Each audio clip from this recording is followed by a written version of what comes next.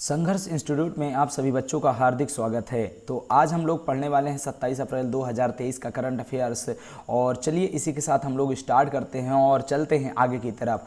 आगे बढ़ते हैं, बढ़ने से पहले हम लोग पढ़ते हैं तो एक मोटिवेशन कोट को जो आपके सामने है, तो हम लोग इसको पढ़ने वाले हैं, तो ध्यान देना। और इससे आपको मोटिवेशन एक मिलना चाहिए, आपको ऊर्जावान बने रहना, हमेशा डेली एक नई शुरुआत करना है। इसी उद्देश्य से आप पढ़ाई करना स्टार्ट करिए।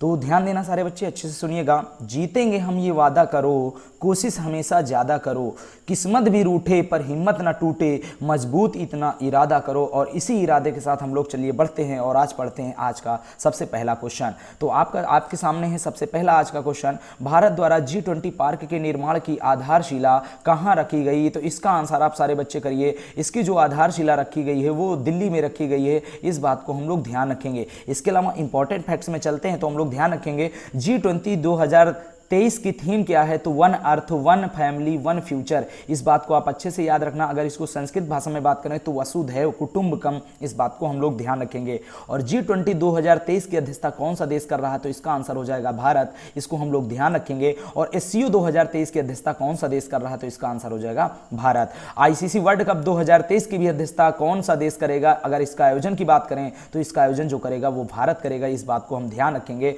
और महिला विश्व बॉक्सिंग चैंपियनशिप 2023 का आयोजन कहां किया गया? तो इसका आंसर हो जाएगा नई दिल्ली। आगे बात करें, भारत में होने वाले एशियाई कुश्ती चैंपियनशिप का आयोजन कहां किया गया? तो याद रख लेना, इसका हो जाएगा अस्ताना। इस बात को आप ध्यान रखिएगा, वेरी इंपॉर्टेंट हो जाएगा। और 71वां मिस वर्ल्ड 2023 कहां होगा? तो इसका आंसर हो जाएगा दुबई, UAE।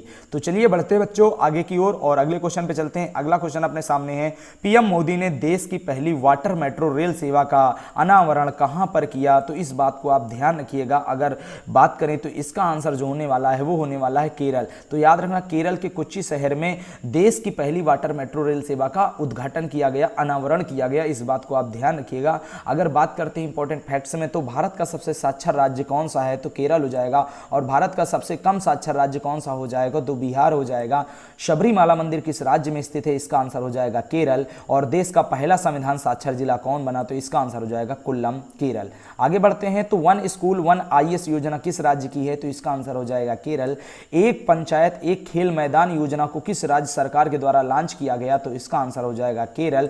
देश का पहला डिजिटल साइंस पार्क कहां पर बना है? तो इसका आंसर हो जाएगा केरल। चलिए बच्चों आगे बढ़ते हैं, अगले क्वेश्चन पर चलते हैं। अगला क्वेश्चन अपने सामने है। उड़ान 5.0 योजना का शुभारंभ किसके द्वारा किया गया? तो याद रखिएगा, नागरिक उड्डयन मंत्री ज्योतिरादित्य सिंधिया के द्वारा किया गया, इस बात को आप अच्छे से याद रखना। अन्य ऑप्शन में अगर बात करें तो खेल मंत्री वर्तमान में कौन है? अनुराग ठाकुर हैं।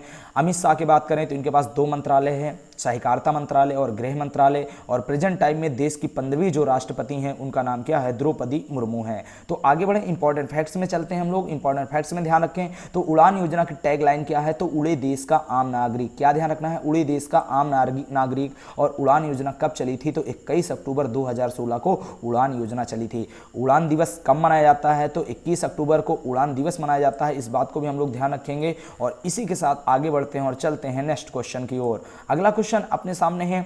सिप्री रिपोर्ट के अनुसार वैश्विक सैन्य व्यय में भारत का स्थान कौन सा है? तो इसका आंसर आप सारे बच्चे करिएगा। इसका आंसर जो होने वाला है चतुर्थ। तो भारत का कौन सा स्थान है भाई? चौथा, या हम चतुर्थ कह सकते हैं। सिप्री की रिपोर्ट के अनुसार, मतलब सैन्य व्यय करने के मामले में भारत का जो स्थान है वो है चौथा। अगर बात करें सिप्री का फुल फॉर्म क्या है? तो Stockholm International Peace Research Institute, इस चीज को हम लोग ध्यान रखेंगे। और अगर बात करें सिप्री की रिपोर्ट के अनुसार सैन्य व्यय करने के मामले में सबसे पहला स्थान किसका है? तो अमेरिका का है। दूसरा स्थान किसका है? चीन का। तीसरा स्थान रूस का है। और चौथा अपना भारत का है। और 5वां स्थान सऊदी अरब का है। तो चलिए बच्चे बढ़ते हैं आगे हम लोग अगले क्वेश्चन की ओर। अगला क्वेश्चन अपने सामने है। बांग्लादेश के 22वें राष्ट्रपति के रूप में किसने शपथ ग्रहण किया? तो इसका आंसर आप सारे बच्चे करिए। इसका आंसर जो हो जाएगा मोहम्मद शहाबुद्दीन चुप्पू, इस चीज को हम लोग ध्यान रखेंगे। और आप अच्छे से इसको नोट कर लेना, इंपॉर्टेंट क्वेश्चन है, अच्छे से सारे बच्चे ध्यान रखना। अगर बात करें मोहम्मद अब्दुल हामिद, तो इन्हीं के स्थान पर, क्योंकि इनसे पहले जो यहाँ के राष्ट्रपति थे वो मोहम्मद अब्दुल हामिद थे। और अगर पूछा जाए बांग्लादेश की वर्तमान में प्रधानमंत्री का नाम क्या है, तो शेख हसीना। और अगर चौथे ऑप्शन की अगर मैं बात करूं शेख मुजीबुर रहमान, तो याद रखना बांग्लादेश के पहले राष्ट्रपति कौन थे, शेख मुजीबुर रहमान। इस बात को भी आप अच्छे से याद रखना। इंपॉर्टेंट फैक्ट्स में चलते हैं और बांग्लादेश से संबंधित कुछ क्वेश्चन हम लोग डिस्कस करते हैं। तो बांग्लादेश कब स्वतंत्र हुआ था भाई, 1971 को स्वतंत्र हुआ था। और बांग्लादेश स्वतंत्र दिवस की घोषणा की, बांग्लादेश द्वारा स्वतंत्र की घोषणा कब की गई, तो भाई 26 मार्च 1971। इस बात को ध्यान रखिएगा। और बांग्लादेश विजय दिवस कब मनाता है, 16 दिसंबर को। और भारत द्वारा भी बांग्लादेश को स्वतंत्र कराने के बाद विजय दिवस जो मनाया गया था वो 16 दिसंबर, और उसी की याद में भारत भी हर साल 16 दिसंबर को विजय दिवस मनाता है। भारत बांग्लादेश मैत्री दिवस हर साल कब मनाया जाता है, तो 6 दिसंबर को मनाया जाता है भारत बांग्लादेश मैत्री दिवस। बांग्लादेश की राजधानी का नाम क्या है, ढाका, और मुद्रा का नाम हो जाएगा टका। और फेनी ब्रिज वेरी इंपॉर्टेंट है, भारत और बांग्लादेश इसकी सीमा पर बना हुआ है फेनी ब्रिज, फेनी नदी पर। तो अगर आगे बढ़ते हैं तो बांग्लादेश और भारत और बांग्लादेश के बीच जो रेलगाड़ियाँ चलती हैं उनको भी हम लोग यहाँ पे डिस्कस कर लेते हैं। तो बंधन एक्सप्रेस जो है ये भारत और बांग्लादेश के बीच चलने वाली एक रेलगाड़ी है। मिताली एक्सप्रेस अभी हाल ही में इसका संचालन प्रारंभ किया गया है भारत और बांग्लादेश के बीच। मैत्री एक्सप्रेस की बात करें तो ये भी भारत और बांग्लादेश के बीच चलने वाली रेलगाड़ी है। तो चलिए बढ़ते हैं बच्चों आगे अगले क्वेश्चन की ओर। अगला क्वेश्चन अपने सामने है, चुनाव आयोग द्वारा किस राज्य में होने वाले विधानसभा में पहली बार वोट फ्रॉम होम का विकल्प पेश किया गया है। तो इसका आंसर क्या होने वाला है, इसका आंसर होने वाला है कर्नाटक। तो याद रखना कर्नाटक में हाल ही में विधानसभा चुनाव होने वाले हैं। तो याद रखिए पहली बार चुनाव आयोग ने वोट फ्रॉम होम, जो भी बुजुर्ग लोग हैं वो अपने घर पर बैठे हुए वोटिंग कर सकते हैं, इसलिए वोट फ्रॉम होम विकल्प का पेश किया है। किसने भाई, चुनाव आयोग ने। अगर बात करें इंपॉर्टेंट फैक्ट्स में तो कर्नाटक में कुल कितनी विधानसभा सीटें हैं, तो 224 विधानसभा सीटें हैं। अगर लोकसभा की बात करें तो 28 सीटें हैं, और अगर हम राज्यसभा की बात करें तो 12 सीटें हैं। इसको भी आप अच्छे से ध्यान रखना। बिहार का स्टेट आइकन चुनाव आयोग के द्वारा किसे बनाया गया है, तो मैथिली ठाकुर को बनाया गया है। और चुनाव आयोग द्वारा कर्नाटक में किस ट्रांसजेंडर को पोल आइकन नियुक्त किया गया, तो मंजम्मा जोगाठी। अगर आपसे पूछा जाए पद्मश्री प्राप्त करने वाली पहली महिला का नाम बताओ, तो मंजम्मा जोगाठी हैं। ये एक ट्रांसजेंडर है और कर्नाटक राज्य से इनका संबंध है। आगे बात करें चुनाव आयोग द्वारा किसे नेशनल आइकन बनाया गया है, तो याद रखना पूरे भारत में अगर बात करें राष्ट्रीय स्तर का आइकन किसे बनाया गया है, तो याद रखिएगा पंकज त्रिपाठी। गरुड़ ऐप को किसने लॉन्च किया है, तो याद रखना चुनाव आयोग। अब गरुड़ ऐप किस लिए लॉन्च किया गया था, तो जितने भी पोलिंग बूथ हैं उनका डिजिटलाइजेशन करने के लिए। इस बात को आप अच्छे से ध्यान रखिएगा। चुनाव आयोग के बारे में अगर बढ़ते हैं तो याद रखिए इसकी स्थापना हुई थी 25 जनवरी 1950 को, और वर्तमान में मुख्य निर्वाचन आयुक्त है राजीव कुमार। अगर पूछा जाए भारत के पहले निर्वाचन आयुक्त कौन थे, सुकुमार सेन थे। और राष्ट्रीय मतदाता दिवस कब मनाया जाता है, तो 25 जनवरी को राष्ट्रीय मतदाता दिवस मनाया जाता है। चलिए बढ़ते हैं भाई अगले क्वेश्चन की ओर। अगला क्वेश्चन अपने सामने है, तीरंदाजी विश्व कप 2023 का आयोजन कहाँ हो रहा है, तो इसका आंसर जो है वो आप ध्यान रखिएगा कजाकिस्तान, नहीं एक सेकेंड भाई, इसका आंसर जो होने वाला है वो हो जाएगा तुर्की। तो तुर्की में तीरंदाजी विश्व कप का आयोजन किया जा रहा है। इस क्वेश्चन को आप ध्यान रखना, इंपॉर्टेंट हो जाएगा।